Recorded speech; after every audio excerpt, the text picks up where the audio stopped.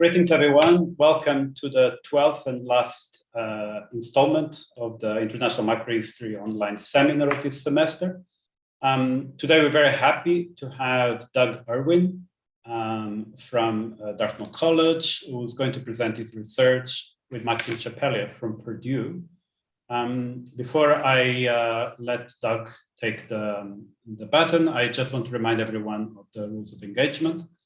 You're very welcome to ask questions at any point of the presentation, but I will only interrupt Doug during the first 40 minutes for clarification questions. If you have a clarification question, please flag it so. If you want to ask questions in writing, please use the Q&A, not the chat, because I will only be checking questions asked in the Q&A icon. And after the presentation, we'll have 20 minutes for Q&A. And after the end of the seminar, for people who want to continue asking questions and debating, we'll have 15 extra minutes. So rules should be known from all pretty much by now. And so with no further ado, I give you Doug Irwin, who's going to present his research on the economic consequences, not of Mr. Churchill, but another earlier British politician, Sir Robert Peel. Doug, you have the floor.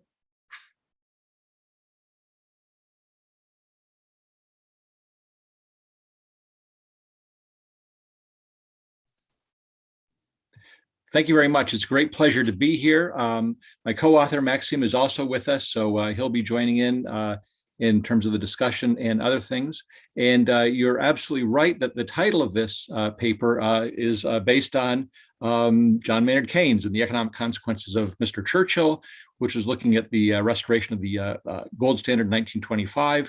But we thought we would look at the impact of Sir Robert Peel's decision to lead the British Parliament to repeal the Corn Laws in 1846.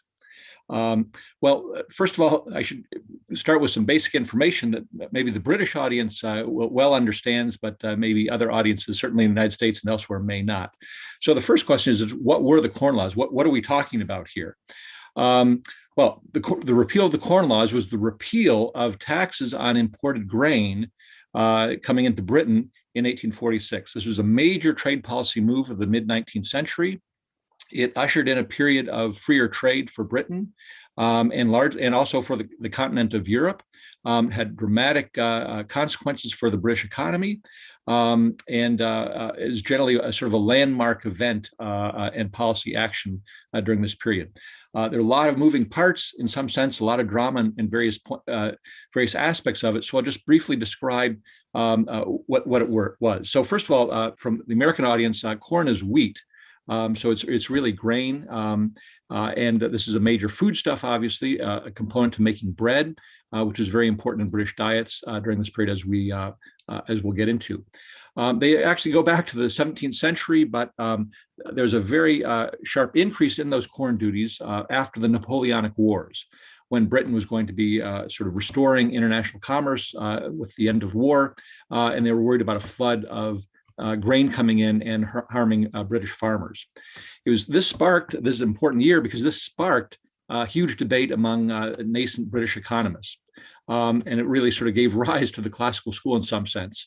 So it was very controversial because it was considered class legislation. You're helping out aristocratic landlords, perhaps hurting others who wanted cheaper food.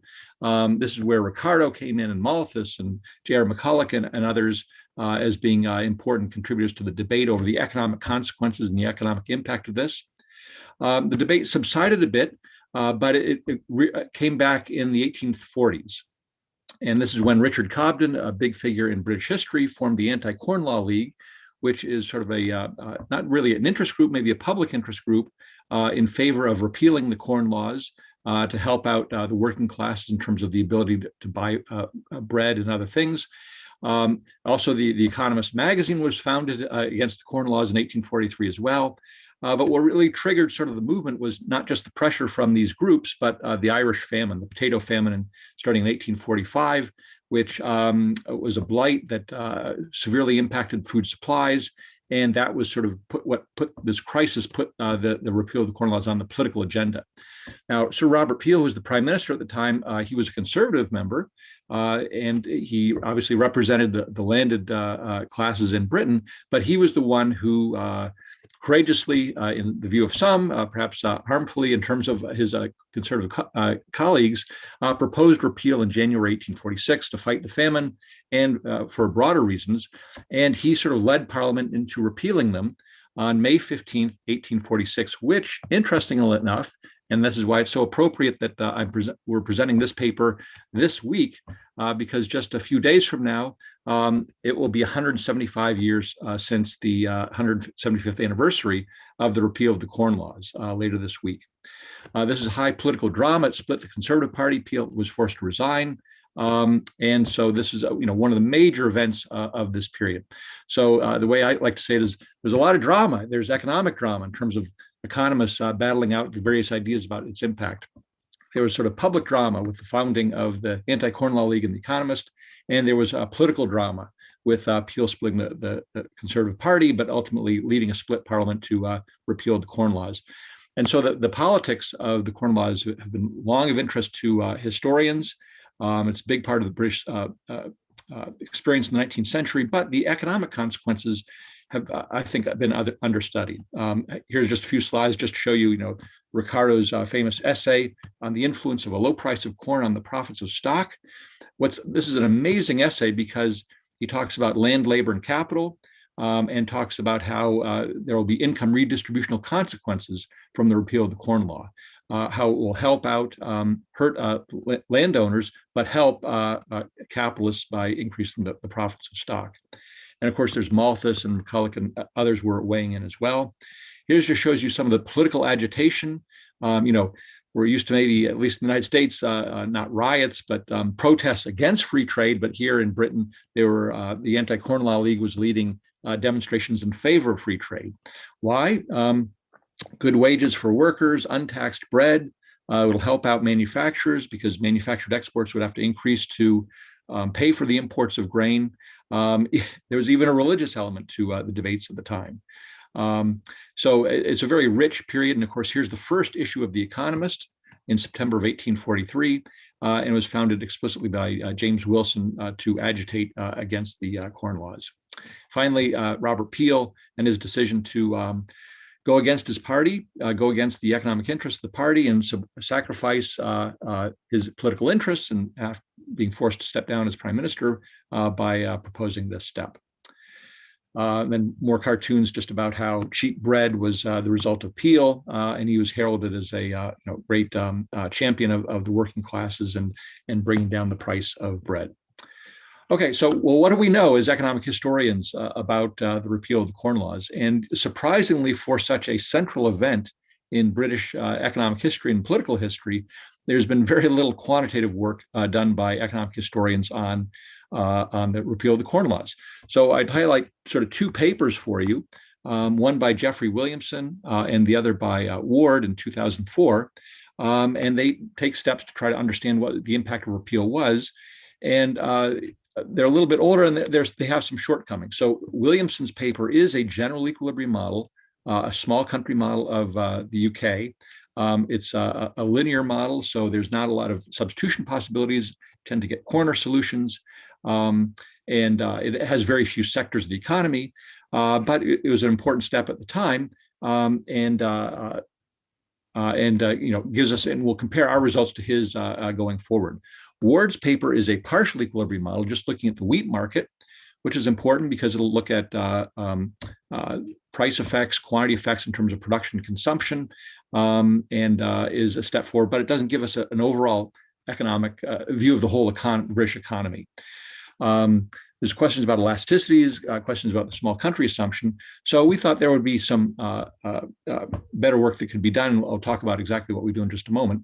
We wanted to highlight also a very new paper that's still out as a working paper by Stephen Redding and some of his co-authors, which is a great contribution. It's looking at very micro data of population in various districts all across the UK, looking at the outmigration of of population from those districts that specialized in grain agriculture. And it traces through decade by decade using census data at a very detailed level, the gradual depopulation and the movement of population away from those regions of the country. Strictly speaking, it's not a paper directly on the Corn Laws because they look mainly, or the impacts that they find mainly have to do with the Great Grain Invasion of the 1870s. So the Corn Laws are repealed in 1846, but it was not until the 1870s that not just Britain, but all of Europe is sort of flooded with cheap American grain and Russian grain as a result of the extension of railroads into those interior markets and the reduction in trade costs. And so this is a sort of a long-term impact on Britain. Probably won't have time to it, but we have what will turn into another paper on the British movement towards freer trade overall. But we'll leave that aside for today. So what are some of the things that we want to look at in terms of assessing the economic impact of repeal? First question is just, what happens to overall welfare? Does it make Britain better off or worse off? Certainly, if you have a small country, there's a presumption that's going to make the country better off because there are going to be efficiency gains from reallocating capital and labor and other resources towards sectors where you have comparative advantage. But the interesting question here, too, which makes this once again a very rich and interesting period to study, is that Britain was arguably and probably very much so a large country.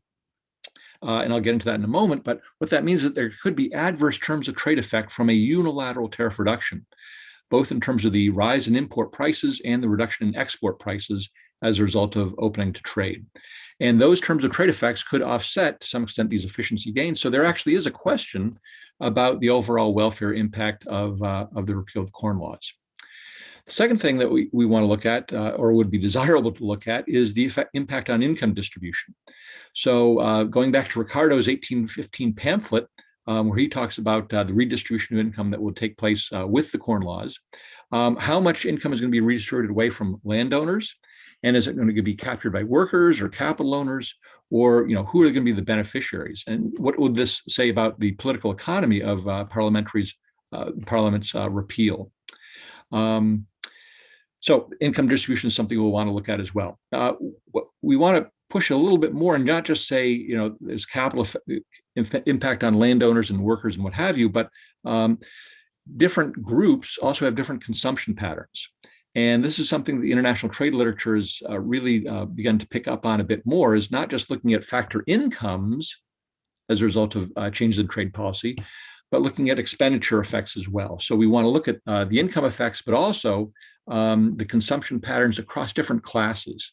So we want to look at different income groups and see how the income effects and the expenditure effects sort of work themselves out in terms of overall income.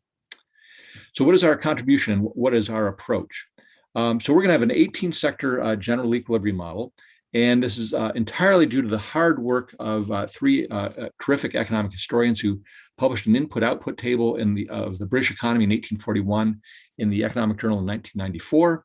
And what this does is it provides us with just a nice integrated and consistent way of looking at outputs, inputs, intersectoral linkages, the flow of goods.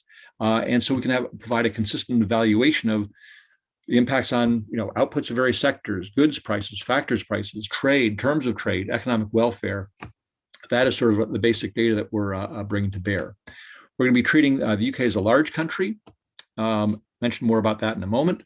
Data on income distribution is not obviously as detailed as we have today, but we are able to sort of disaggregate British consumers or households into two groups, a top 10% of income earners and a bottom 90%. And we can look at their factor ownership and differential consumption patterns and look at how those jointly affect welfare of the different groups. And then, of course, the shock we're going to be doing is just repealing the Corn Laws, which we're going to take as a 28% tariff on imported grain. That comes from some of the previous work that's been done on the restrictiveness of the tariffs imposed at the time. The last thing we'll do, which is something most general equilibrium simulations or models don't look, is we're going to, we're not forecasting, so we can look at an ex post evaluation of what our model suggests would happen with the actual outcomes. Now, obviously, that's an imperfect benchmark because those actual outcomes are affected by many, many different shocks. And we're just looking at this one shock.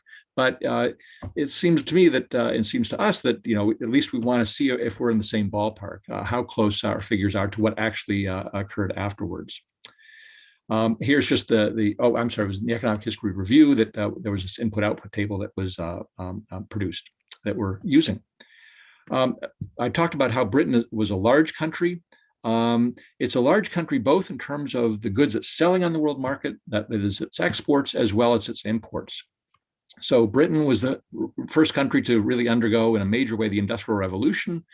And there's some very crude estimates, but around 1840, around the time of the repeal of the Corn Laws, Britain accounts for almost 40% of world textile production. So if you think that there are these general equilibrium effects where you're redistributing capital and labor away from agriculture towards manufacturing, that increased supply presumably would depress some of those export prices, and the export price of cotton textiles might go down a bit. And so that would be one side of the equation. The other would be, on imports, Britain is also a large buyer of these commodities. So to produce cotton textiles, Britain imported cotton and account for more than half of the world's cotton consumption. So if you're ramping up your manufacturing sector in a large way, you're going to have an impact on world cotton prices. Also, Britain was a large importer of wheat. And the grain at this time came mainly from Prussia and continental Europe. And so, there's limited supply at any given point in time. If Britain is a big buyer, they're going to put upward pressure on those import prices. So we're going to try to we will take these things into account. In terms of the income distributional consequences, we have sort of explained it to students is we're looking at Downton Abbey versus Oliver Twist. So we've got the top 10% here, presumably landowners, and then the bottom 90%, which are just sort of getting by as day laborers. Okay, before we actually talk about the simulation results and the structure of the model, let's just go over a few slides that just present some basic facts and figures about sort of the quantities we're talking about in terms of the Corn Laws. Well, first of all, the Corn Laws, it wasn't a simple ad valorem tariff. It was a very complicated schedule of duties that were dependent on the state of British prices. So if British prices were very low, the tariff rates would be very high. And if British prices were very high, then the tariffs would be low. So there was this sliding scale, sort of the common market used to have, or maybe still has, the variable import levies, which depend on the state of prices. And here's the various schedules. In 1828, the tariffs could be up to 80 or 90% at low prices in Britain. And then those tariffs would come down as British prices rose. There was an initial tariff cut in 1842, but then in 1846, that schedule comes down to a flat duty and actually was repealed, and the elimination of the duty was accelerated. It was supposed to be phased out, but because of the famine, it was just terminated.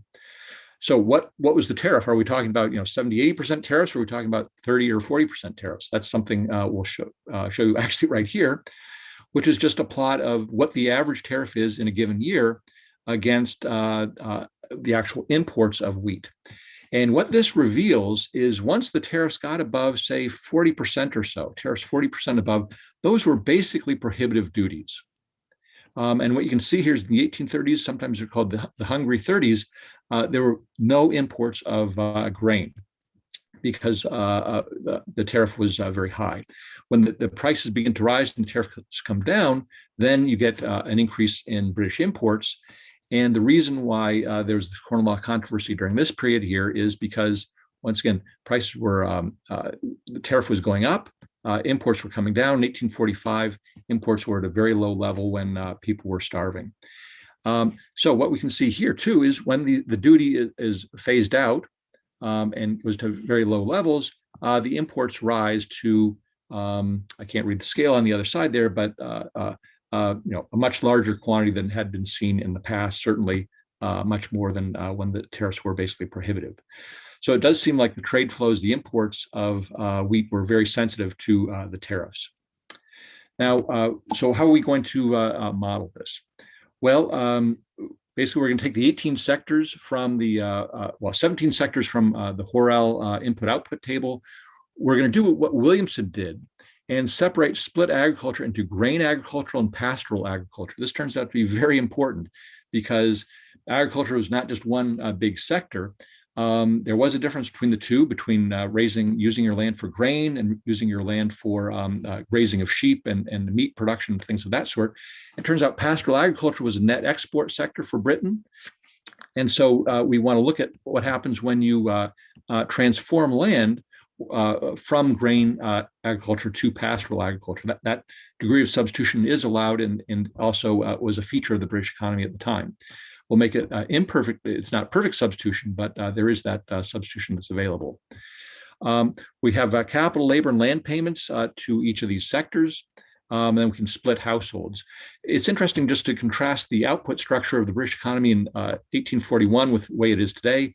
You know, the traded goods sector of textiles, food, mining, and agriculture, you know, this is 60% of the British economy in 1841. So this is a big sector of the economy. I think about 9% of total employment was in grain agriculture, another 10% or so in pastoral agriculture. So these are big sectors of the economy. Today, it's not quite as interesting. You know, Britain's service economy largely in these traded goods sectors are a much smaller share. But back then, you know, we're talking about a good majority or 2/3 of the British economy. I won't go too much through the general equilibrium model. You know, it's obviously an integrated circular flow of the economy. We're going to have capital and labor as being perfectly mobile across sectors. So we're sort of looking at longer term adjustments here. Land is imperfectly mobile in the sense that, first of all, land is only used in agriculture. And you can convert grain land into pastoral land with an elasticity of transformation. We also have Britain as a large economy, and we implement using GAMS NPS GE. The one thing that we sort of take from the literature is elasticities. There aren't many elasticity estimates. There are a few export demand elasticity estimates for the 19th century Britain, but you know, a lot of these elasticities we're sort of looking at bounds of high elasticities and low elasticities. So we have CES demand, we have Armington in terms of the imports and the domestic production, and you know, there was a recent paper in the JIE, the Journal of International Economics, that basically does a huge analysis, meta-analysis of what these Armington elasticities are, and they almost always end up between 2 and 5. So that's what we just take 2 and 4 as sort of our high and lows. And then we also play around with the various elasticities on the export side and the import side, making Britain not a small economy. Then, of course, we do sensitivity analysis on all these things, but these are the key elasticity assumptions that we have. Otherwise, the structure of the model is very much a very standard one over here in terms of output being value-added, kernel, and component, and then the intermediate products that we're getting from the input-output table. Okay, so let's turn right to the results. And so once again, the shock that we're looking at is a 28%, the removal of a 28% tariff on imported grain. And let's look first. Doug. Sorry, sorry. Can I just stop you? There's a clarification question from Chris Meissner. Oh, yes. And he asks, with CES, how do you address the Feigelbaum candle wall issue of heterogeneity? Maxima is on. He might be able to know that. I'd have to go back and look, but I think, you know, we don't have firms here. So if that's the, maybe I'll have to raise this a little bit later, but I'm not sure that we directly address it. Okay, we can take it up later. Thanks. Okay. So looking at what happens to commodity prices. So that's sort of the big impact that we would expect to see, and that's going to trickle through to resource allocation. So first of all, grain prices fall about 5% or so as a result of removing the 28% tariff. This is a composite between imported and domestic grain. The share of imports in domestic consumption is only about 10% or so. So it's affecting sort of these prices at the margin. And the import prices, so the landed price of grain obviously is falling pretty dramatically, but it's not as much as 28% because the price of imported grains is going up. These are the adverse terms of trade effects, going up between 6 and 8, 9%, depending on whether we have a low elasticity or high elasticity scenario. So this is going to be the impact on the British farmers who are producing grain. They're going to have that negative price shock. It reduces the price of food by some marginal amount. So obviously grain is a input to the production of bread and other types of food, but there's many different types of food. We don't really have a bread sector per se. So this is pretty small. It's going to reduce the price of pastoral goods. That's mainly because land costs are going to be going down. And so that reduces the costs of producing pastoral goods. And then there's increased demand for textiles and services, and those prices go up a little bit. But this is really the price shock that's going to be affecting British grain farmers. And they respond, of course, by reducing output. So output goes down by about 10% or so in grain agriculture. Once again, some of that land is going to be redeployed imperfectly in the production of pastoral agriculture, and that output is going to be going up. Food output also goes up with the lower cost and the greater availability of grain. And then I can't see, at least on my screen over here, but I think we have increased output in textiles and services as well. So these are the price changes, and then the movement along the production possibility frontier of the various sectors of the economy. Okay, what happens to trade? Imports of grain go up. Once again, we have the high elasticity and low elasticity scenario here. So go up by 50% to 75% or so. So there's a big increase in trade. I'll show you the pictures of the actual outcomes. We saw some of those a little bit earlier, but we'll look at the domestic production as well. Once again, it starts out as only being 15% of domestic consumption imports, but they grow to about 40% by the end of the 1840s. To pay for these extra imports, Britain's going to have to export more. So overall exports go up by about 5% or so. Some of those are exports of textiles, but really the sector that expands its output the most or exports the most is pastoral agriculture. So their exports go up by about 10%. Once again, they're not a huge share of British exports overall, but it's not as though all of agriculture is getting decimated by this shock.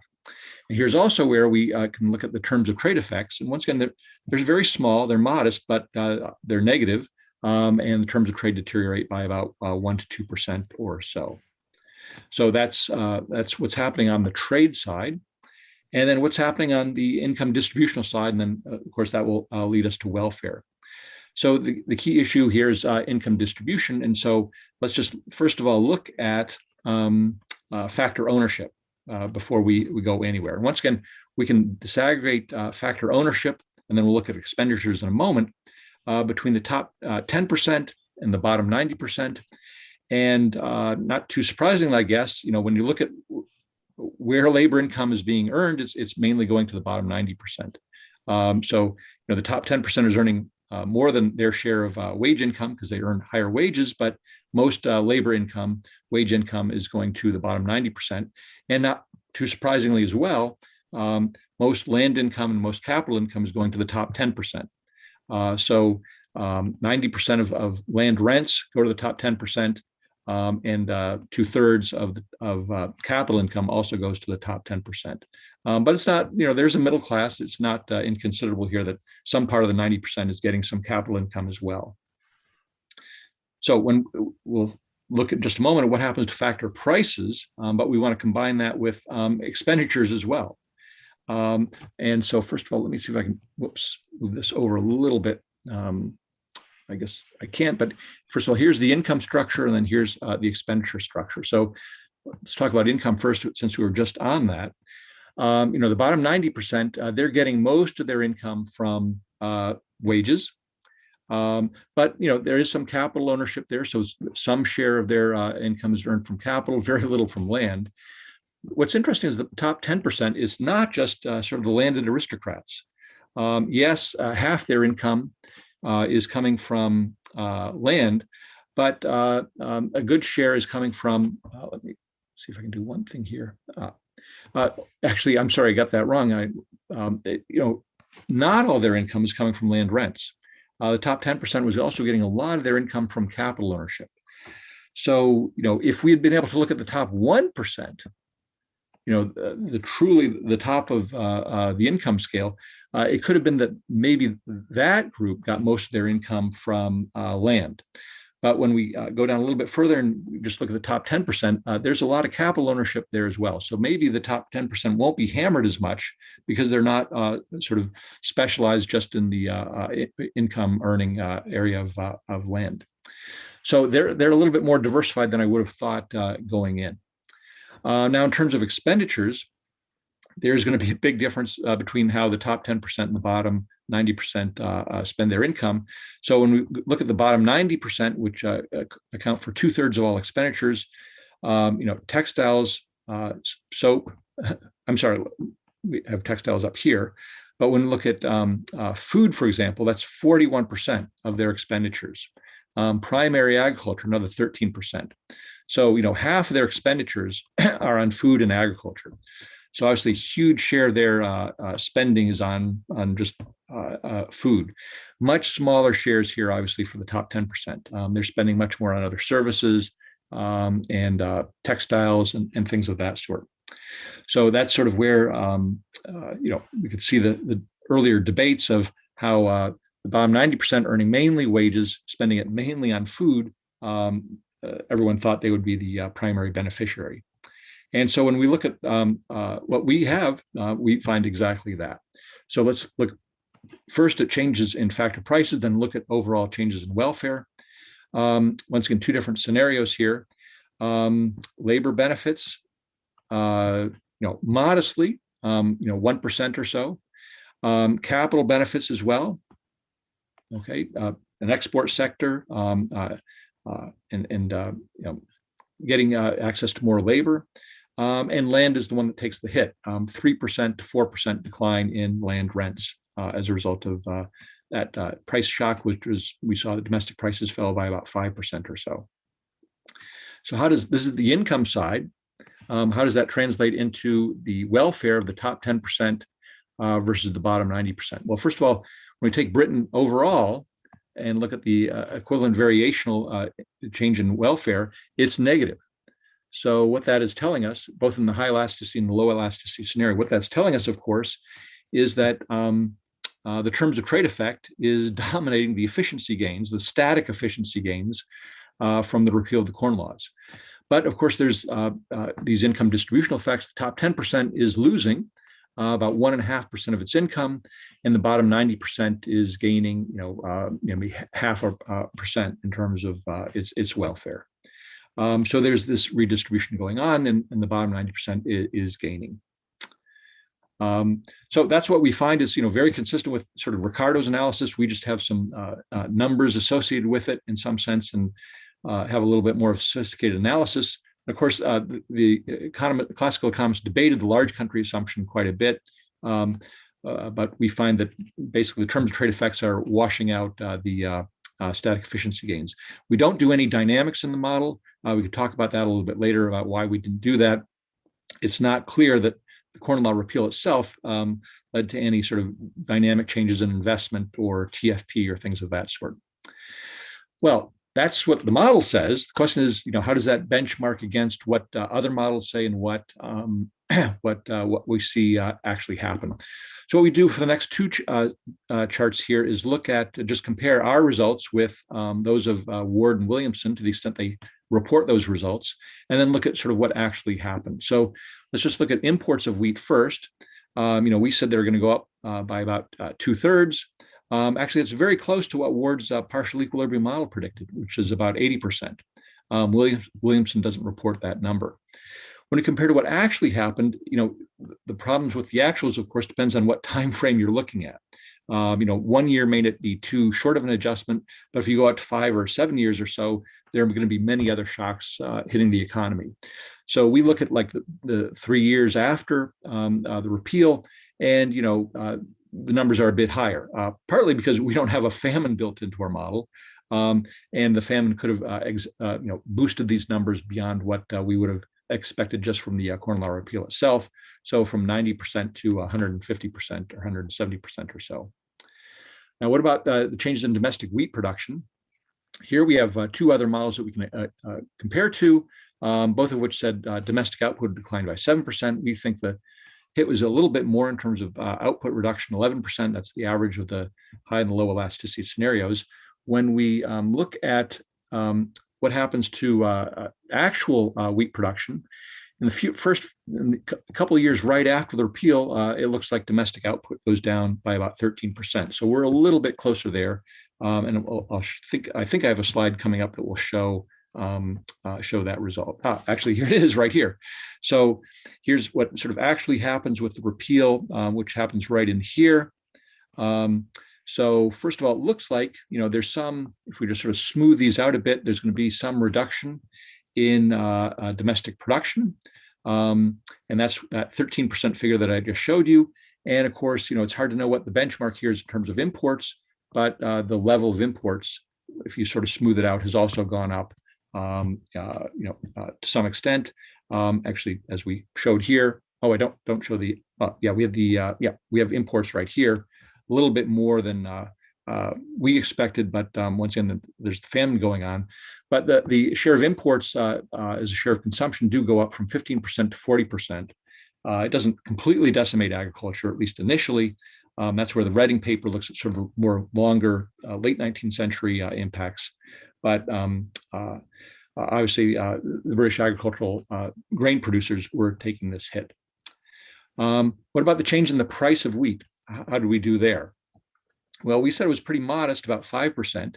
That's a little bit lower than Williamson and Ward, which are magnitudes of 7 to 10%. Here's where it's sort of difficult to gauge this against the actual prices, because the prices are, I'll show you this picture in just a moment, the prices are very volatile during this period because of famine, and there's actually a big recession, a financial crisis in 1847, I believe. And so if we take 1845 to 47, prices are going way up. Once again, that's because of the scarcity. They're not going down.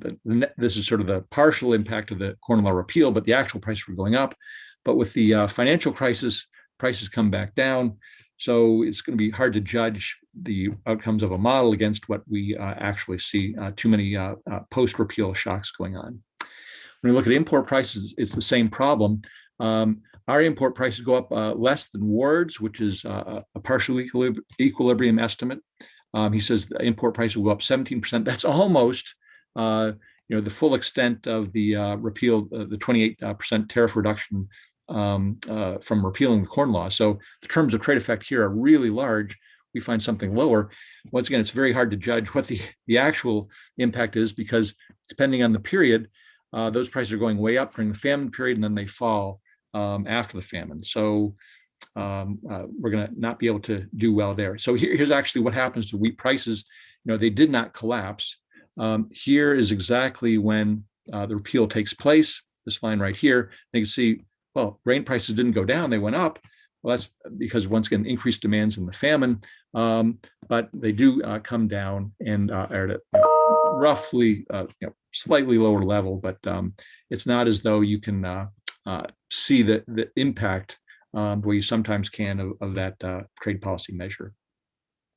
So just about out of time, what's our takeaway? We find reasonably big impacts on the quantities, not so big impacts on prices. Impact on aggregate welfare is sort of a wash.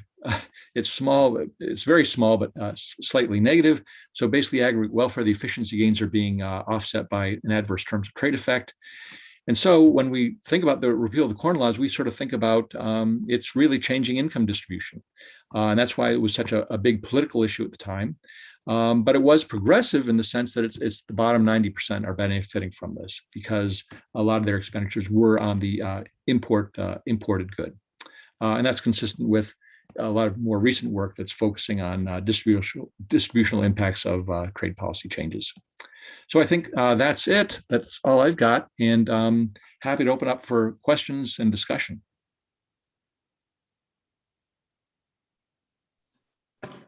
Thank you very much. You've been super efficient with your presentation. You almost finished on the dot, and I'm sure that it will stimulate lots of discussion. But let me start with Chris Meissner, who was trying to, maybe I wasn't really able to ask his questions, so I'm now allowing Chris to ask there he is. himself. Yeah.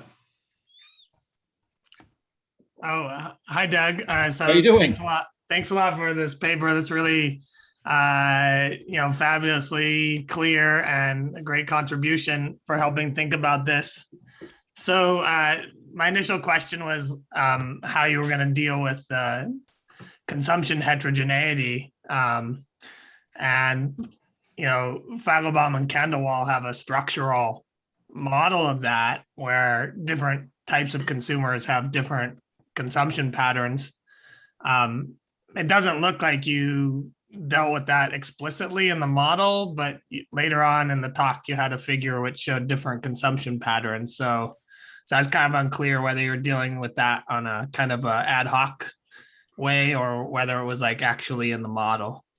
No, it's actually in the model. But once again, we don't have sort of a distribution of households. We just have sort of two income groups, the top 10% and the bottom 90%. So, there might be household surveys of consumption expenditure patterns, but given sort of the aggregate model we have, we just have two groups. So once again, we have differential consumption among those two groups and differential income between them as well that were combined in terms of looking at the impacts on them. But it's just that bottom 90%, which spends, can't remember what figure I just put up, 40% of their income on food and agricultural goods, and the top 10%, which only spend a much smaller share on that. So it's just two groups that we have.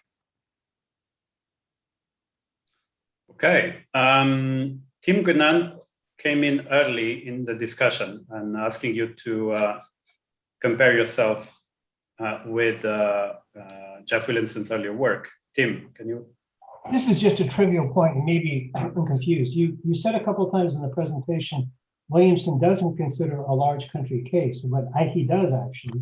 But then in one of your slides, you say that he considers this is a large country estimate. So maybe it's just a confusion. It's not a big point anyway. Yeah, no, he does have large country. He can't do all the simulations, I guess, with the large country case. I have to go back and look at the paper. So it's sort of a tack on. I think it's a great paper. It's just limited in terms of the sectors it's considering. And once again, because there's sort of perfect substitutability in terms of the movements, factors, and things of that sort, we have more sort of imperfect, we have more elasticities in some sense built in. So that's sort of a minor difference. And of course, we have the inter-industry flows and things of that sort. I'm not defending the paper. As I remember, he assumes that you can't switch between grain and non-grain agriculture, which is wrong. I'd have to go back and look. He certainly disaggregated agriculture into those two sectors. But I think you're right. I think land is specific in each of those. Yeah, which is news to any farmer. Yeah. Right. So that's one reason why the hit to grain producers is much larger, because there's no escape. You can't use your land for anything else. In our paper, I didn't do it in our presentation, but we also report some other, we shut down that as well and see what we get. We have perfect substitutability in some cases, just to see what the range of outcomes we get. Fantastic. Using the famed shares privilege, let me I have a couple of questions. So the first one has to do with how open is this economy, right? So it's open to international trade, but not trading financial assets, if I understood correctly. So you have a circular flow of income, right? And everything is eventually distributed functionally. But what was happening to, say, the trade or the current account? So little I know, looking at the most recent consensus estimates from the Bank of England says that the current account deficit actually quintupled from the 1840s to the 1850s. Of course, a lot happened in this period, but in general, there's an increase in the export of finance to the rest of the world. Could this also be connected to this reordering of capital allocation? So less capital in domestic production, more abroad, and how would this affect the distributional consequences? That's a great question. First of all, Britain certainly was open on the capital account as well. I'm not sure they were formally on a gold standard, but certainly there was specie flow. In fact, the debate among Robert Torrens and Nassau Sr. and others about the impact of the Corn Law Repeal, part of that was not just distributional, but it was sort of macroeconomic in terms of is specie going to flow in and out? Robert Torrens was worried about an outflow of specie as a result, and bringing down prices. Once again, in our model, we don't deal with that. So we have sort of a fixed trade deficit or current account, and we just maintain that fixity assumption. So there could be some financial impacts. We don't look at them directly. You're sort of frozen that part of the model. And in any case, I think they would just reinforce your results, even trivially, right? So because this will mostly reflect on the capital share, right? Earnings from the rest of the world, which would probably harm even more in comparison or in relative terms the earnings of the land sector. Could be. Great, but this picking up quite a queue. Angie Reddish has a number of questions. And I think, Angie, it would be easier if I also unmuted you so that you can place them yourself. There you are. Okay, you can hear me?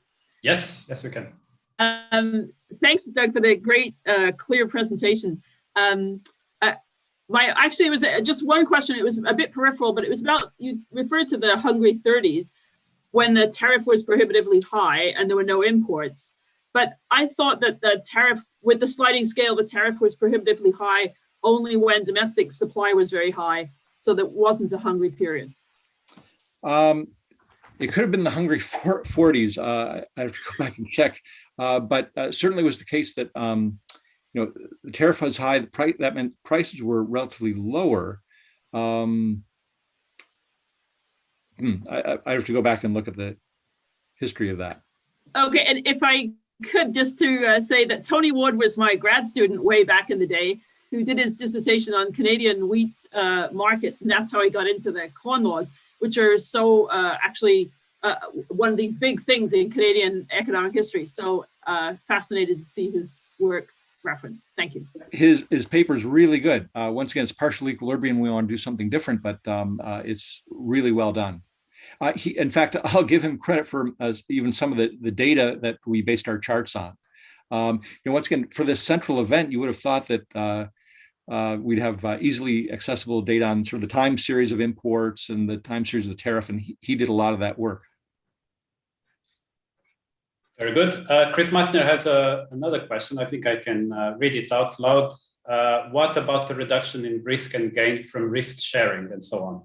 So this is a tricky question given that there was a sliding scale, right?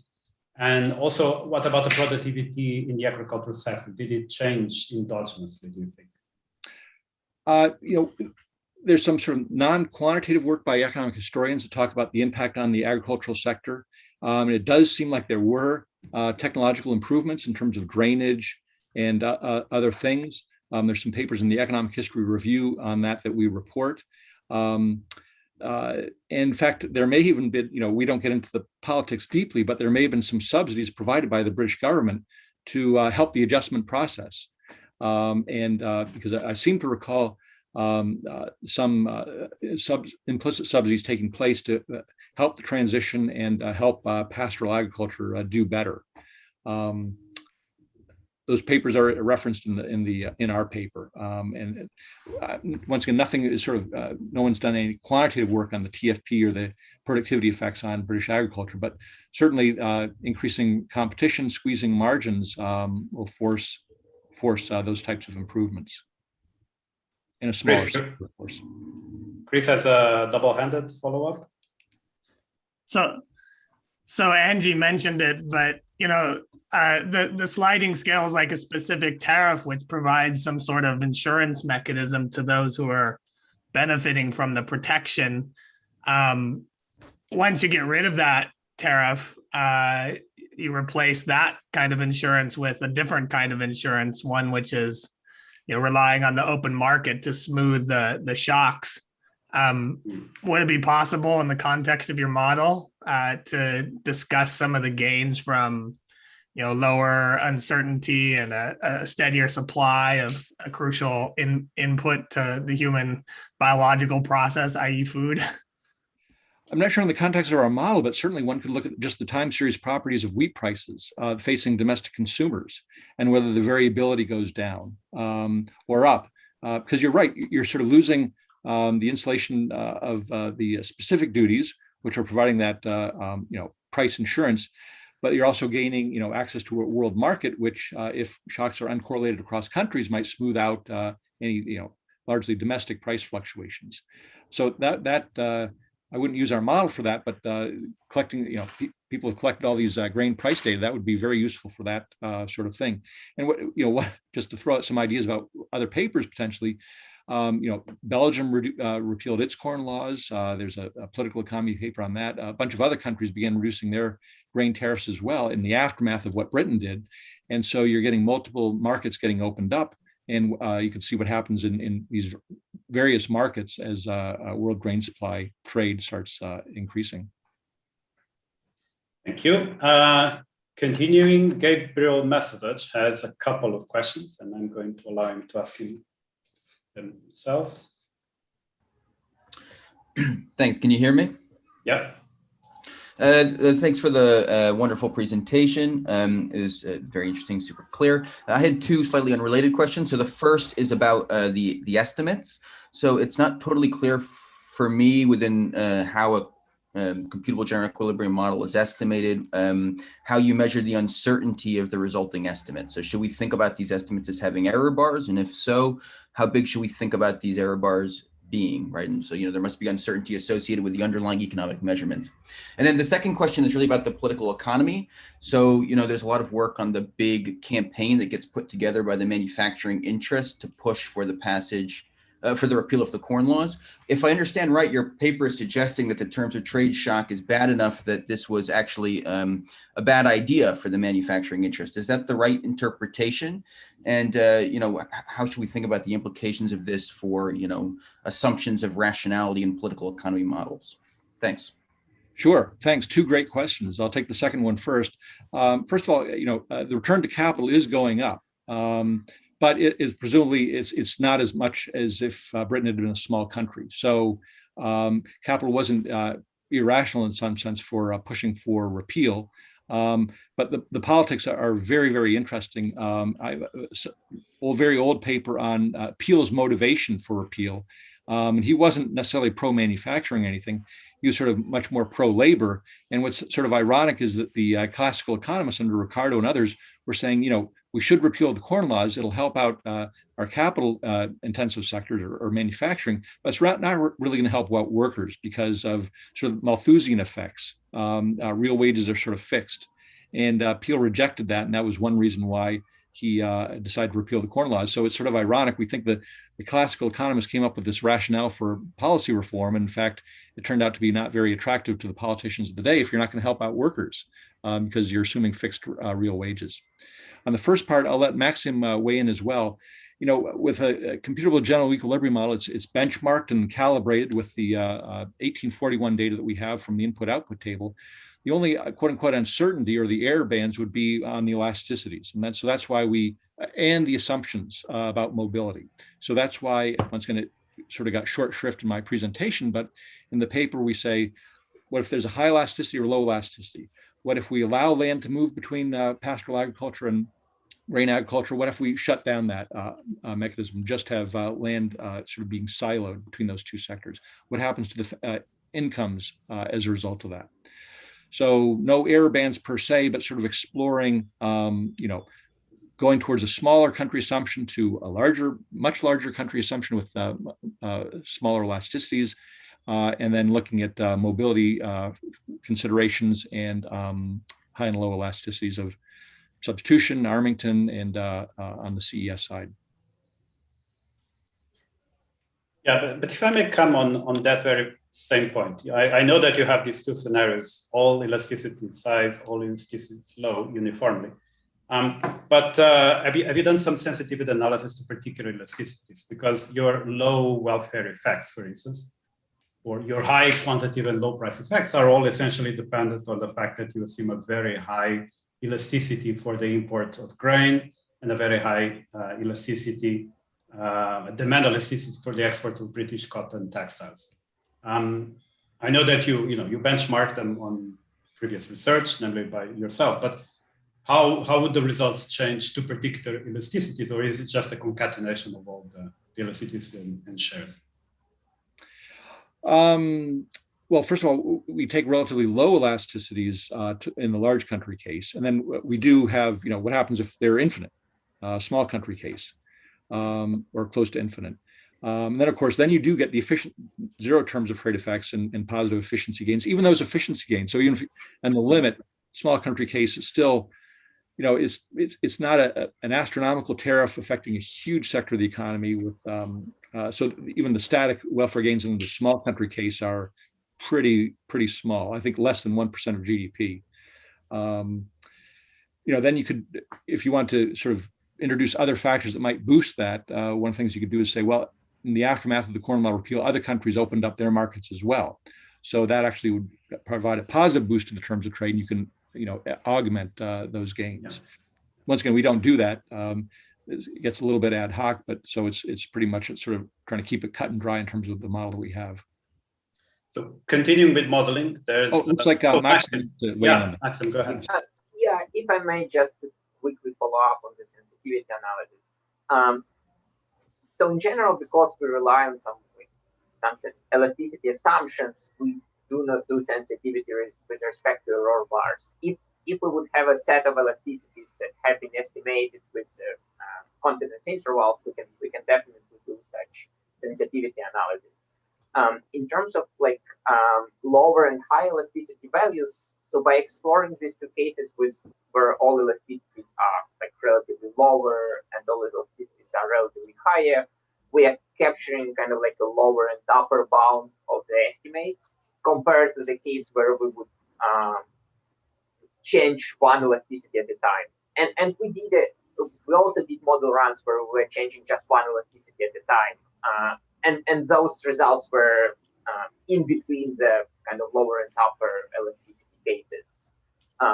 But again, this kind of one elasticity change at a time is definitely useful to define what elasticity is more important for the specific policy experiment. Yeah. Absolutely, right. I was just wondering whether different elasticities canceled each other, right? Okay, still on modeling, Anis Marakshi from the NCAA has a question about the composition of imports and whether you take into consideration the fact that the two income groups you're considering, the top 90 or the bottom 90 and the top 10, had different import content of their consumption. So he guesses that the top 10% have consumption patterns with much higher import content, whereas those who have less income would reduce their consumption, would also reduce its high import content, and essentially is wondering what's if you didn't consider this, what would it be the impact for your welfare analysis and distributional estimates? Maxim, do you want to take a stab at that? Yeah, sure. So we do take this into account because we have two different consumption structures. So for instance, we know that lower income households spend more on food, and if the food has high import content compared to services, then we would capture it in our assessment. So we do it in this way because for each of the two household categories, we have a consumption structure so we know the share of each of the 18 commodity groups that we're representing the model, and also separate income structure for each of these two groups. Right. Okay, so we're coming to the end of the formal part of the seminar. So I think this is also the last seminar of this series, and we're being hosted by CEPR. There's a question on the queue on the policy implications of your analysis. So I guess you can take the last couple of minutes to speculate on those, Doug, Maxim. Oh, should I look in the Q&A for those? No. The question is, what do you think is the modern policy implication of your study? I guess I'm not sure. If thinking about other comparable countries, well, I'd say the first policy implication is that this Saturday, which is the 175th anniversary of the repeal of the Corn Laws, you should raise your glass to Sir Robert Peel. So we should all take this into account. I'll drink to that. Yeah. In the paper, a lot of the trade modeling that's going on today is looking at what happens when we have disaggregated households and looking at household welfare. So it used to be, this group capital, the capital owners and labor owners and landowners, and what we saw, even the bottom 90% own some land, own some capital. So looking at the heterogeneity across different household groups in terms of their ownership of these different factors, and then when you map on the different consumption patterns as well, I think maybe it's too strong to say this is an empirical regularity, but that lower income households tend to consume more traded goods. So then the question is it weighted towards the exported good or the imported good? The policy implications would follow from that. One implication, so the British public was largely in favor of repealing the Corn Laws. Was the American public in favor of expanded trade, or did they support the tariff? Well, there, if we think that the poor households consume grain, poor households in the U.S. would want a tariff because it would keep more grain at home instead of being exported, and it would lower the price, the cost of a major part of their consumption bundle. So we just can't say that lower income households want freer trade in all cases. It depends on whether they're consuming a lot of the exported good or the imported good.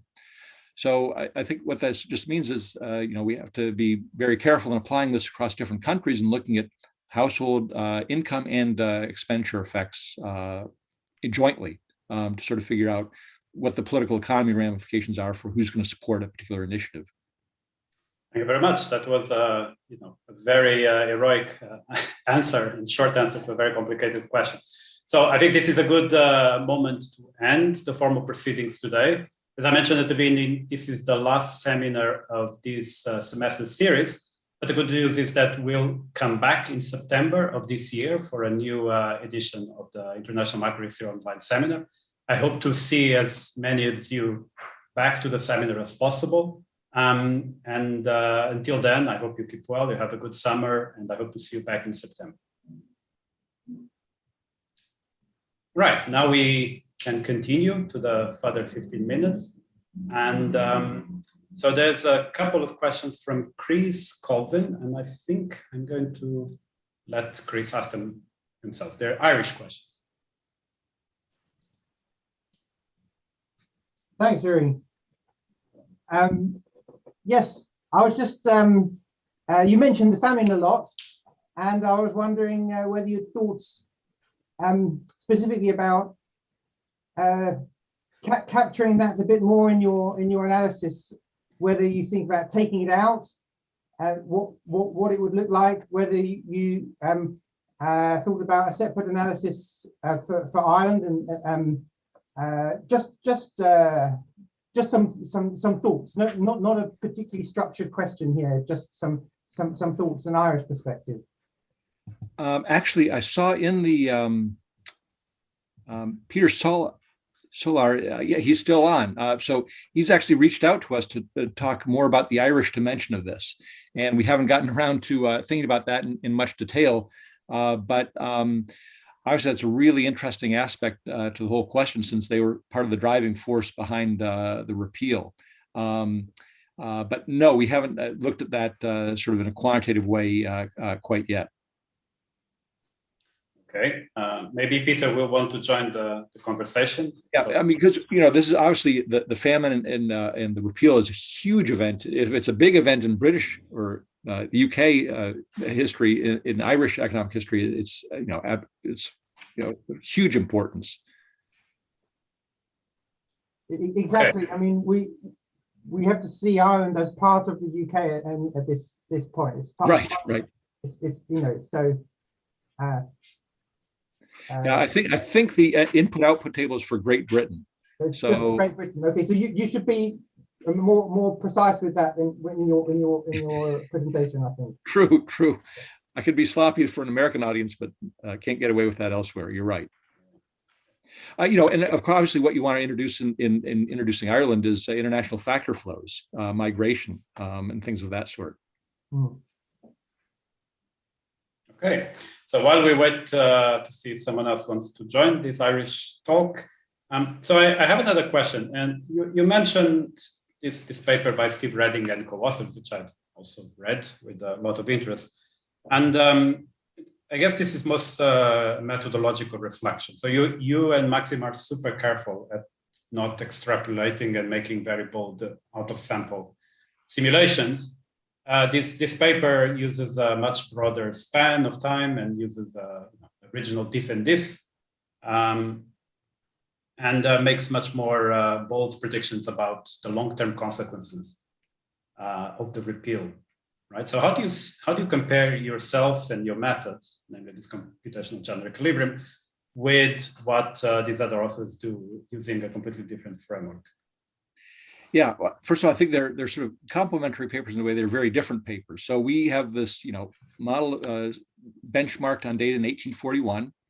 Boom, we run a simulation, and that's it. It's just sort of a one-off thing. Their paper is great because they track things over time, right from the 1840s all the way up to the end of the century or so. And I think what their work, and also Kevin O'Rourke and others have done this as well. The Great Grain Invasion in the 1870s. It's not like a policy shock because it happens gradually, as after the U.S. Civil War, as railroads are extended. But there's this gradual real price decline of grain throughout Western Europe, and it has ramifications not just for Britain but for a lot of different countries. And that's Kevin has a paper on that. So,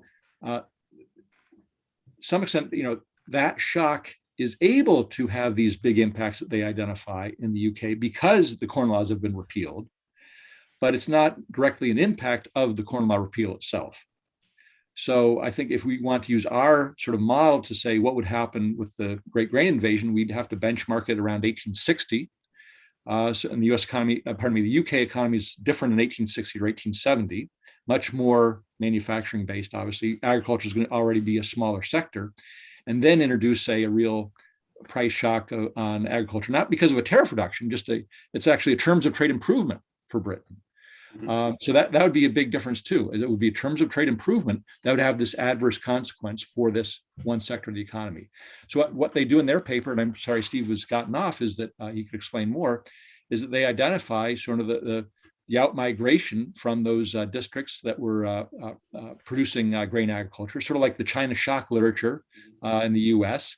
But what they don't look at is what sectors are expanding, what sectors are benefiting, which households' consumption pattern is benefiting from that terms of trade improvement. So they don't really address the overall welfare impact. They can identify for a discrete group or regions in the country the downside of that Great Grain Invasion.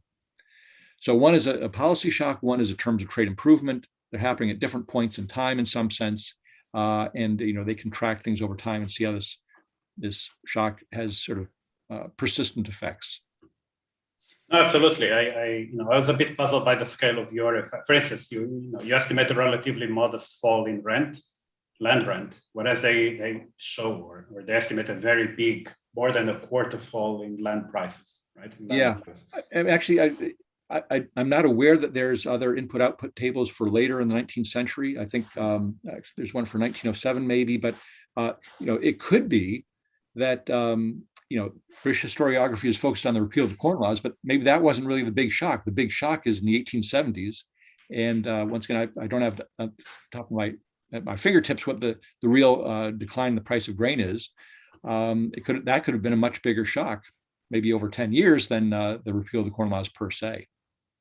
I mean, people have sort of asked, what some of the implications. One of my takeaways is the repeal was a much bigger political event in some sense than an economic event. Yes, rents went down, so the top 10%, didn't do well from it. But once again, as you sort of point out, the magnitudes are pretty modest, but it was a huge event in terms of British politics, and that's because what it represented was the decline in power of the British landed aristocracy, and the increase in the power of middle class, merchant class, manufacturing class. And so it was a shift in political power more than, its static one-off economic consequences. Hi, Doug. Can I jump in here? Yeah, absolutely. On that political impact thing. So I know these computer general equilibriums obviously are quite static. They don't take expectations into account, and even many of the dynamic models now they're popping up don't take that. But if if I follow up on your assessment, which I completely agree with, this changing balance of power, the fact that you're moving to free trade.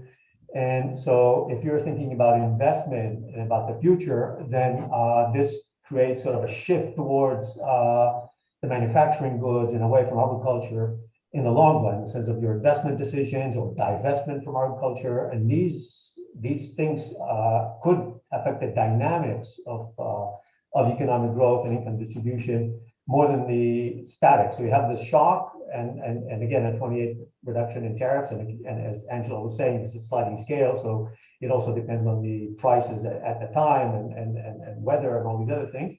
It may not be that great, but once people have different expectations about the return from agriculture versus other things, this could have a dynamic effect. And I think that's part of the effect which builds on this political change in equilibrium, which kind of solidifies these expectations. Yeah, that's a great point. And once again, these models are static. We could have built in some dynamics, but it gets a little bit ad hoc. And if people are going to beat us up on elasticities, they could really beat us up on dynamics and what sort of you want to assume there. That's why we decide not to go there. But your point on expectations is really interesting because once again, I think there's maybe some evidence, maybe not quantitative, on investment in British agriculture afterwards, and maybe even manufacturing. I've just been recently studying the Korean sort of opening and export push in the mid-1960s and how Korea made that transition. And what you can see, one of my takeaways is that they changed their regime such that the way to make money was to export, and that just affects it's not a static one thing. It's changing the whole direction of the economy, and therefore investment decisions and what your expectations are for the future. How you model those is more challenging, but it's certainly, I see that in the Korean case, and you can probably see it in a more limited way here in the UK case as well. Oops, you're muted. Mike Oberman has a couple of questions. And hi, can you hear me? Yes. Oh, hi, Doug. I enjoyed your paper. How are you doing? Good. Yeah, my question follows up on the politics of the repeal. There's lots of other things that are going on in British politics in this period. Policy, economic policy, changes in the new poor law, ongoing factory legislation, all this has effect on factory returns as well. And there's probably trade-offs going on between these policy interventions and the repeal. Have you any insight on it on this on those kind of issues? Not really, unfortunately. The political economy of this is just incredibly rich and interesting. And Cheryl Schoenhart Bailey has a great book on this. A lot of people focus on the repeal in the House of Commons, which is the anniversary that's coming up, but the House of Lords actually could have vetoed this. And given that's where you'd expect the landed aristocracy to be, she focuses a lot more on the Lords debate and why that changed. And I know very little about that, unfortunately. No, because I do recall reading that if Peel was concerned about the welfare of the workers, I mean, I remember reading that he saw the factory legislation as a trade-off to protect workers from repeal, from the supposedly negative consequences of repeal, because the workers, I think, followed Ricardo, that it would all go to capital and not to them. Exactly. So Peel was a very, sort of forward-looking prime minister in many ways. I've been meaning to read a biography of him, but that's sort of right up your alley in terms of, worker legislation and providing a, somewhat of a safety net for them. If we see that this early on, that's pretty unique. Thank you.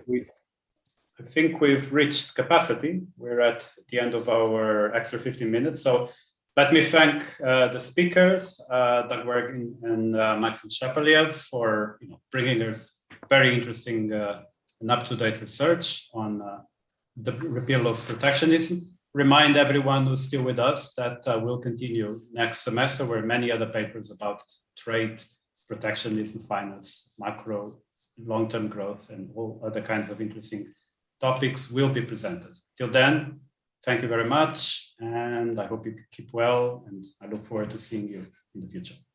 Thanks. Thank you. Bye. Thank you, Doug. And Thank you very much for the opportunity. I greatly appreciate it. see you all next semester.